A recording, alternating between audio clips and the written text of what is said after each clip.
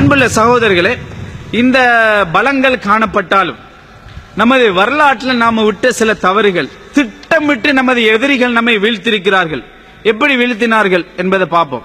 அன்புள்ள சகோதரர்களே, இன்றைய உலகத்தை நீங்க எடுத்து பார்ப்பீங்கன்னு சொன்னால் மிக முக்கியமான 3 அணிகள் இருக்கின்றன.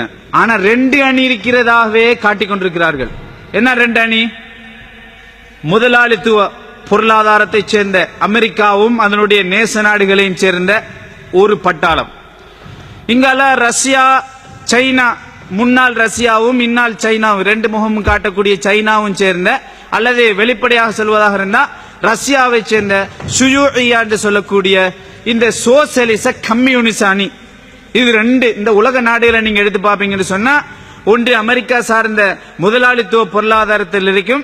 முதலாளித்துவ பொருளாதாரம் ஜனநாயகத்தை பத்தி பேசுவார்கள். இங்க நீங்க கம்யூனிச பொருளாதாரத்தை நீங்க எடுத்து பார்த்தீங்கன்னு சொன்னா, அதனோட ரஷ்யாவோட சேர்ந்து இந்த கம்யூனிசத்துடைய ஸ்டைல் இருக்கும். உலக நாடுகள் இந்த 2 அமைப்புல தான் இருக்கும். இது இப்படித்தான் காட்டியிருக்கிறார்கள்.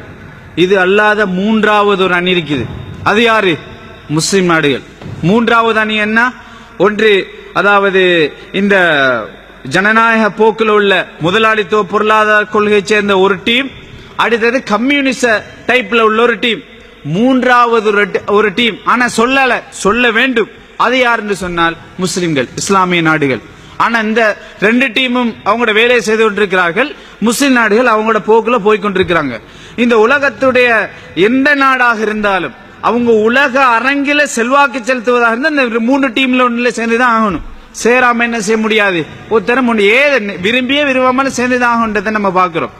அன்புள்ள சகோதரர்களே, இப்படி ஒரு நிலைமை இருக்கின்ற சமயத்தில் முஸ்லிம்களாகிய நாம் எப்படி வீழ்ந்தோம்? நமது பலகீனம் என்ன? நம்ம எப்படி வீழ்த்தினார்கள்? இந்த நமது எதிரிகள் எப்படி திட்டம் போட்டு நம்மை மாற்றம் செய்திருக்கிறார்கள்? நாம் வரலாற்று நெடுகிலும் விட்ட தவறுகளால் நமக்குள்ள ஏற்பட்ட பாதிப்புகள் என்னன்னு பாத்தீங்கன்னு சொன்னா, நான் நேரத்தோடு சொன்னது போல இந்த ரசுமாலியா என்று சொல்லக்கூடிய முதலாளித்துவ அணி, ஜனநாயக அரசியல் கொள்கையை கொண்டவர்கள், கம்யூனிச போக்கை கொண்டவர்கள், வெளிப்படையில் 2 பேரும் இருவேறு பிரிவுகளாக காணப்பட்டாலும் இவங்க 2 பேருடைய மூலவேரும் ஒன்றுதான். யார் இவங்களுக்கு பின்னால் இருக்கிறது? யூதர்கள். கார்ல் மார்க்ஸ் ஒரு யகூதி, ஸ்டாலின் ஒரு யகூதி, லெனின் ஒரு யகூதி. ஆனா வெளிப்படையில் என்ன செய்வார்கள்? அமெரிக்காவுக்கு எதிர்ப்பதை போல காட்டிக்கொள்வார்கள். ஆனா இவங்களோட மூலவேர் எல்லாம் இவங்களை இயக்கக்கூடிய சக்திகளாக இந்த சியோனிஸ்டுகள், அதாவது யூதர்களை இருப்பதை பார்க்கிறோம். அன்புள்ள சகோதரர்களே, இந்த யூதர்கள் இந்த 3 பேரும், இப்ப உதாரணமாக நமது எதிரியாக நம்ம யாரை பார்க்கிறோம்? நமது எதிரிகள் முதலாவது இந்த முஸ்லிம், இன்றைய உலகத்தில் முஸ்லிம்களுடைய மிக பிரதான எதிரியாக ஆரம்பத்தில் நான் சொன்னேன் யூதர்கள், அடுத்தது கிறிஸ்தவர்கள், அடுத்தது இந்த கார்ல் மார்க்ஸ் சிந்தனையை கொண்ட இந்த கம்யூனிசவாதிகள். இவங்க 3 பேரும் நமது எதிரிகள். எப்படி எதிரிகள்? அவங்க என்ன செய்திருக்கிறாங்க நம்மள இருந்து பாத்தீங்கன்னு சொன்னா, யூதர்களை நீங்க எடுத்து பாப்பீங்கன்னு சொன்னார், யூதர்களை நம்ம என்ன சொல்லுவோம்? 1700 அதாவது 700 அல்லது 897 சுவிட்சர்லாந்துல உள்ள ஒரு நகரத்தில், பேர்ல் நகரத்தில் ஒரு 9 பேர் யூதர்கள் சேர்ந்து என்ன செய்தார்கள்? ஒரு திட்டம் போட்டு, நாங்கள் என்ன செய்ய வேண்டும்? நமது தாயகத்தை மீட்க வேண்டும், பலஸ்தீனத்தில் ஒரு நாட்டை உருவாக்கணும், அதுக்கு ஒரு பேங்க் அக்கௌண்ட் திறப்போம், எல்லா யூதர்களும் அதுக்கு சப்போர்ட் பண்ணட்டும் என்று சொல்லி என்ன செய்தார்கள்? 50 வருஷம் திட்டம் போட்டு 50 வருஷம் 30-25 வருஷத்திலே பலஸ்தீனத்தில் இஸ்ரேல் ஒரு நாட்டை உருவாக்கிட்டாங்க. அப்ப பார்த்தீர்களா எப்படி இவர்கள் திட்டம் போட்டு வீழ்த்தினார்கள் என்று சொல்லி நம்ம நினைக்கிறோம். யூதர்கள் இப்ப மட்டும் நமக்கு எதிரில்லை. யூதர்கள் 1890 நம்மளை வீழ்த்தவில்லை. நவீன காலத்தில் நமக்கு எதிராக செயல்படல. அவங்க இஸ்லாம் வர்றதுக்கு முன்னாடி எப்படி இருந்தார்கள்? எங்க சிரியாவிலிருந்து விரட்டி அடிக்கப்பட்டு தான் வந்தாங்க. எங்க ஜசீரத்துல் அரபுக்கு வந்தாங்க. எங்களுக்குன்னு ஒரு நபி வருவார், அவருக்கு பின்னால் இருந்து நாங்க போராடி உங்களை ஜெயிப்போம், உங்களை வெல்லுவோம் சொல்லித்தான் வந்தார்கள். நபி வந்தார், நபின்னு தெரிந்து கொண்டார்கள், ஆனா ஏற்றுக்கொள்ளவில்லை.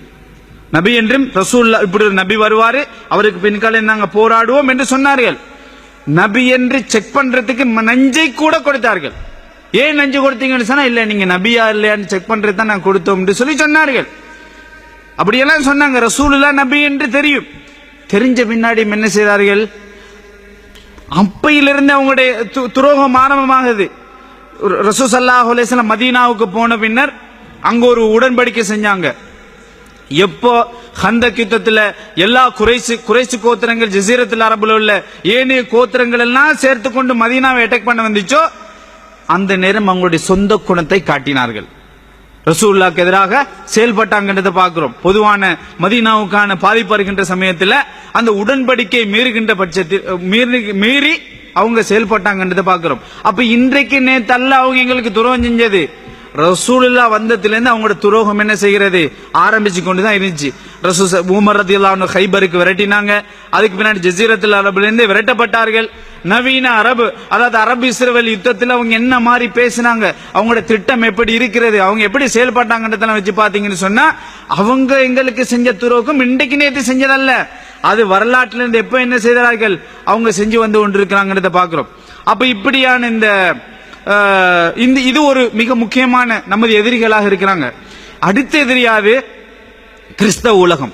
இந்த கிறிஸ்தவ உலகம் நமக்கு செஞ்ச என்ன, அவங்களோட அதாவது கிரேக்க உரோம பேரரசுகள்லாம் அதுல நீங்க எடுத்து பாத்தீங்கன்னு சொன்னா கொன்ஸ்டாந்தினோம்பிள் கைப்பற்றப்பட்டது. மத்திய காலத்துல அவங்களோட மிக பல்லாதிக்கம் செலுத்திய பேரரசுகள் என்ன செஞ்சு இஸ்லாமிய படையால வெற்றி கொள்ளப்பட்டு எல்லாம் இது பண்ணிச்சு. அப்ப என்ன செய்தார்கள், இந்த கிறிஸ்தவர்களும் யூதர்களும் ஒரு வேறாக இருந்தாலும் அவங்களுக்குள்ள நிறைய இப்ப நாங்க ரசூல் ஸல்லல்லாஹு அலைஹி வஸல்லம் ஈசா அலைஹிஸ்ஸலாத்த அல்லாஹ்வுடைய தூதர் நபின்னு நம்ம சொல்றோம். ஆனா யூதர்கள் என்ன சொல்றார்கள், விபச்சாரியுடைய மகன் சொல்றாங்க. அப்ப யாரோட அவங்க எதிர்ப்பை காட்டணும், யூதர்களோட தான் எதிர்ப்பை காட்டணும் கிறிஸ்தவர்கள். ஆனா கேட்ட மாட்டாங்க. ஏன்னா அவங்களோட மூல வேறு உண்டு. குடும்பத்துக்குள்ள 1000 சண்டை வந்தாலும் வெளியில இருந்து எதிர்க்கின்ற போது என்ன செய்வார்கள், நாங்க அண்ணன் தம்பி அப்படிதான் சண்டை பிடிச்சு கொள்வோம், நீ இல்ல 3வது நபர் வர்றதுன்னு அவங்களே சேர்ந்து கொள்வார்கள். இந்த மாதிரியான ஒரு கூட்டம் தான் அவங்க.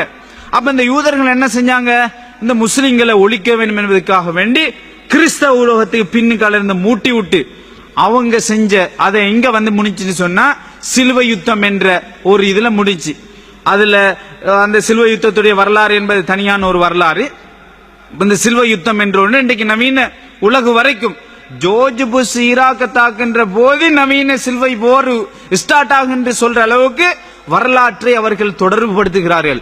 நாங்க நினைக்கிறோம் ஈராக் ஆக்கிரமிக்கிறதுக்கு அமெரிக்கா வந்து அதாவது அடிக்குது நினைக்கிறோம். அவங்க அதை எங்க சம்பந்தப்படுத்துறாங்க, நவீன மாடர்ன் சிலுவை போர்ன்னு சொல்லி அவர்கள் சம்பந்தப்படுத்துகின்ற அளவுக்கு வரலாற்றில் அந்த துரோகத்தை என்ன செய்கிறார்கள் பரம்பரையாக கடைபிடிச்சு வரதை பார்க்கிறோம். ஆனா இவ்வளவு